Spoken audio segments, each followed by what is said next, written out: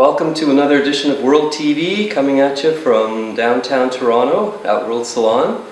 Today we are so lucky to have an incredibly talented stylist and dear friend, Pamela Neal from Los Angeles. Thanks for being with us, Pamela. You're welcome, Brian. Happy to be here. Great, on a very cold February afternoon. I'd be happier if it weren't this cold. Yeah. Today we're going to be talking to you about creativity and working with celebrities and all sorts of interesting stuff. Pamela, you've done some incredible work, and one of my favorite was definitely the Katy Perry piece that you did for the video with Kanye West. Can you tell us a little bit about how you came up with that beautiful shape and the process that went into creating it? Yeah, definitely. I suppose it's always when you get a project like this, the director comes to you and they say, I'm going to be doing a music video for Katy Perry. This is the song, this is the general outline of the story, this is, I think, roughly what she's going to be wearing. What do you think about the hair? Do something. And the song was called E.T., it's called E.T., so immediately Alien wasn't too difficult to come up with. And I sat down to start making it, literally on a head form, with boning that you would use in corsets. Oh, so it wasn't wire. Oh, there was some wire. Boning didn't necessarily work all on its own, so some wire came out. Right. All different types of wire, just to try and create a shape, something that I could build and be secure on the head. And after playing with it for a couple of days and testing it and seeing what was sturdy and what wasn't sturdy, it came up with a shape, the shape that you see in the finished article. And then how to decorate it. And decorating it's always easy, it's more the construction of a piece. And as you know, it has to be super secure, it can't fall off in the middle of the shoot. That's for sure. There'll be no time for that. That's all right. It has to be solid, it has to be somewhat comfortable. You're dealing with someone who's hanging upside down, wearing a difficult costume and singing. So it can't be too cumbersome for her. She has to love it. And so all these elements, the director has to love it. All these elements coming together led me to that final finished piece.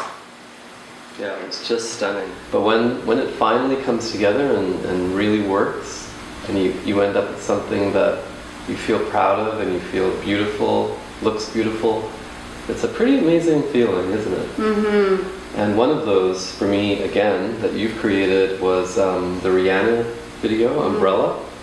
Stunningly beautiful video. But that had some challenges of a different nature, right? Yeah. So tell us about the liquid, how you came up with that liquid that was so sensual. Yeah, that did turn out well. In the end, the director came to me. He'd obviously got my name from everybody else that says, God, I don't know how to do that, ask Pam. And he came to me and he said, I want her to look like she's made of liquid chrome. And I thought, God, I don't know if I can do that. So I played with silver paint, played around with airbrushing, I played around with silver creams. And there just simply wasn't a makeup out there that looked like liquid chrome. It really had to be liquid. So I went to another supplier and I told them my dilemma. And I said, do you have any thoughts about this at all? Because I've come to a dead end. And they said, the nice guy at the shop said, well, we do have something we've discontinued. It's downstairs in the basement. So let me go and get it and you can have a look. He brings it up and it's like liquid chrome. Wow, incredible. It's like liquid chrome. So I get there. I meet Rihanna, she's lovely. She loves the liquid chrome, she loves the idea. So I have to go about covering her from head to toe in liquid chrome. So the hair was easy, I just took a wig, literally, and just like doused it in and put it on her head so it was still dripping, which made it look really beautiful. And then I had to paint her. And as I was painting her, different things went through my mind. One of them, I wonder why this was discontinued, was one of them, because it's starting to, it's so viscous. I've never worked with anything like it. So we get Rihanna out on set. Everyone is dazzled. Everyone just says, wow, this is fantastic. She looks like liquid chrome. She could never be repeated. It's beautiful, beautiful. She goes on set, padding along, leaving little splotchy Silver liquid footprints. chrome everywhere. And I'm sitting by the side of the stage, and they're taking for ages with the lighting, as they always do. And then, just as we started to roll, or just before rolling, I got my eyes on Rihanna, and she's like, what's she doing? Why is she doing that? My lymph nodes are hurting. Oh no. And immediately I was just like, oh my god, the Tin Man is coming true. Oh my god, what do I do? What do I do? Do I take her off the set? I can't take her off the set and take it off. Oh my god, what do I do? I don't want to kill Rihanna. This is awful. So I said, I'm just going to do a minor retouch. And I took her off set. I cleaned off the soles of her feet, and a little patch on her bum.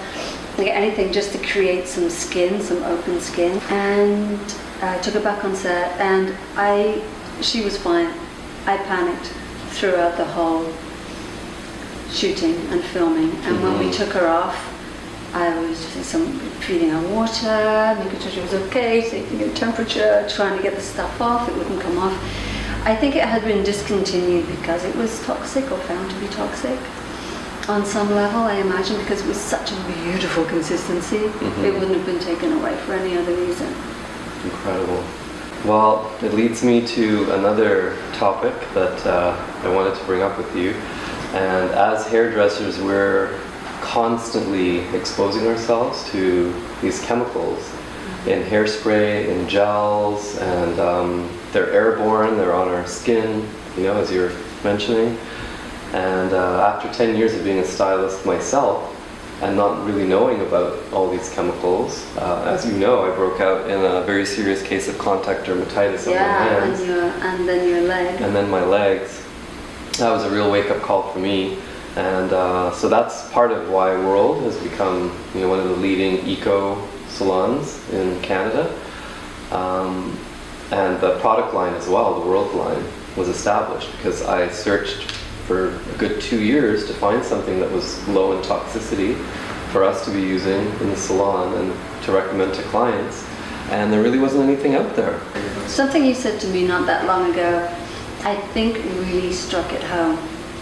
Because the FDA, everybody out there, all the authorities were saying, yes, we have parabens that could be causing cancer, and phthalates and sulfates.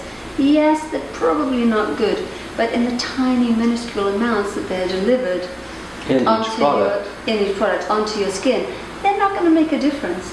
But you said to me, yes, they might be tiny, but everybody has a threshold. That's so right. Over the years, you keep putting these tiny amounts of toxic chemicals onto your skin and onto your hair, and you're breathing them in. One of these days, you're going to hit the threshold, and you're going over the edge, and That's that right. edge looks like disease. And that, I think, stopped me in my tracks a little bit, and went, oh God, yeah, of course, it's just going to build up. Everyone's threshold is in a different point. There are children whose threshold is really low. Children who get cancer. Why are they getting cancer? Just born with a low threshold. So the more we can get them out of our lives quicker, then the better. And World is now, because you've had so long perfecting it, now delivering a product that actually works. It actually does what it says it's going to do. It feels great. It smells like nothing unless you want to put essential oils into it to create your own favorite smell. And then after using these products and going backwards and using these highly perfumed products that we used to, it feels wrong. You immediately feel like you want to back away from it. And so it's just our own personal use that's going to get, and education for our clients that's going to get them using it as well. Well, Pamela, thank you so much for being here. It's been educational and really interesting, and I'm sure the audience really enjoyed some of your insights. I hope so. Thanks so much. Thank you. Mwah.